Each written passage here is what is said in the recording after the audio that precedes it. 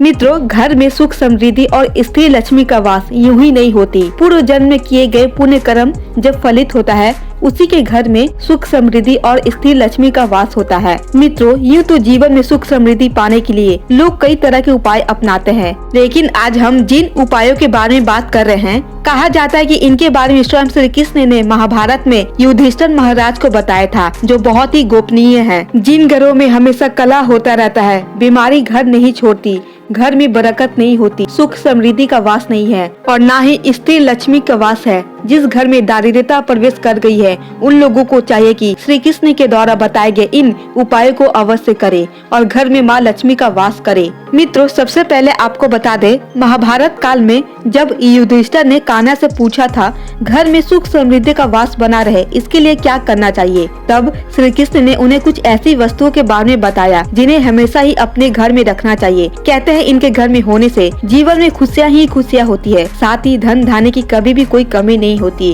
और उस घर में वास्तु दोष भी उत्पन्न नहीं होता। तो आइए मित्रों, श्री कृष्ण के द्वारा बताए गए उन उपायों के बारे में जानते हैं और अपने जीवन में सुख समृद्धि को लेकर आते हैं। सबसे पहले मित्रों, आपको बता दे, मान्यता है कि घर के मंदिर में नियमित रूप से गाय के घी का दीपक प्रज्वलित करना उचित तो है ही, लेकिन अगर आप देव मंदिर में जाकर दीप प्रज्वलित करते हैं तो आपके जीवन के अंधकार मिट जाते हैं। मित्रों, क्योंकि हमारे देव मंदिर में देवी देवताओं की मूर्ति प्राण प्रतिष्ठित होती है और इसीलिए ये अपनी मनोकामनाओं को शीघ्र पूर्ण करने वाली होती है। व्यक्ति को चाहिए कि प्रतिदिन सुबह या शाम किसी भी एक समय देव मंदिर में जाकर दीप प्रज्वलित अवश्य करे और साथ ही हो सके तो भोग भी लगाना चाहिए। ऐसा करने से देवी देवता प्रसन्न होते हैं और अपनी कृपा बरसाते हैं। कहते हैं कि गाय के घी का दीपक जलाने से व्यक्ति के रुके हुए कार्य भी बनने लगते हैं, घर में सुख समृद्धि आती है। और वहीं दूसरी ओर श्री कृष्ण कहते हैं घर में आने वाले मेहमानों की पूरे मन से उनकी सेवा करे, उनके आते ही सबसे पहले पानी दे।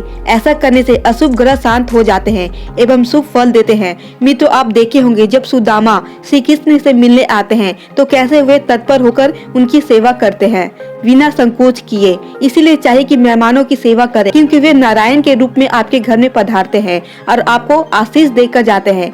आपके घर के दुख दरिद्रता को वो लेके जाते हैं, घर में सुख समृद्धि देकर जाते हैं। इसीलिए मेहमानों की सेवा करनी चाहिए। इसके बाद श्री कृष्ण युधिष्ठिर से कहते हैं कि जब किसी भी व्यक्ति के घर में फिजूल खर्चे बढ़ने लगे, आपस में प्रेम ना हो, सदैव तनाव बना रहे, कोई किसी का बात ना माने, तो ऐसे घरों में चाहिए कि व्यक्ति अपने घर में एक शहद का डिब्बा अवश्य रखे। मित्रों, इसके संपर्क में आते ही एक अजीब ऊर्जा उत्पन्न हो जाती है, जिसे दैवीय ऊर्जा कहते हैं। इसीलिए इसे घर में किसी साफ बर्तन में रखना चाहिए।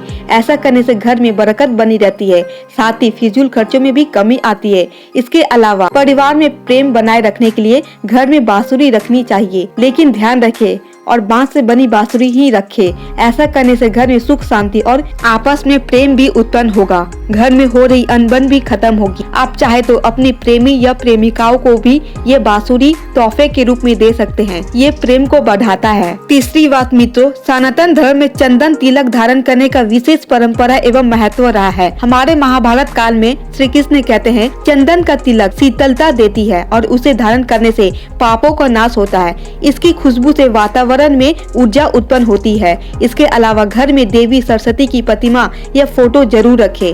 ऐसा करने से मन शांत रहता है, बच्चे वृद्धि करते हैं और घर में सुख समृद्धि का वास होता है। लेकिन ध्यान रखें कि देवी सरस्वती की प्रतिमा या फोटो जिसकी भी स्थापना की हो, पूरी श्रद्धा और भक्ति के साथ उनकी नियमित रूप से पूजा करें, उन्हें खाली ना छोड़े। मित्रों, हमारे सनातन धर्म में बताए गए श्री कृष्ण के द्वारा इन उपायों को करने से मनुष्य के घर में कभी भी दारिद्रता प्रवेश नहीं करती और ना ही वास्तु दोष उत्पन्न होता है। तो मित्रों, ये वीडियो आपको कैसी लगी? अगर थोड़ी भी पसंद आई हो तो प्लीज आप हमारे चैनल को सब्सक्राइब कर दे और वीडियो को एक लाइक भी कर दे और हमारे कमेंट में जय श्री कृष्ण अवश्य लिखे।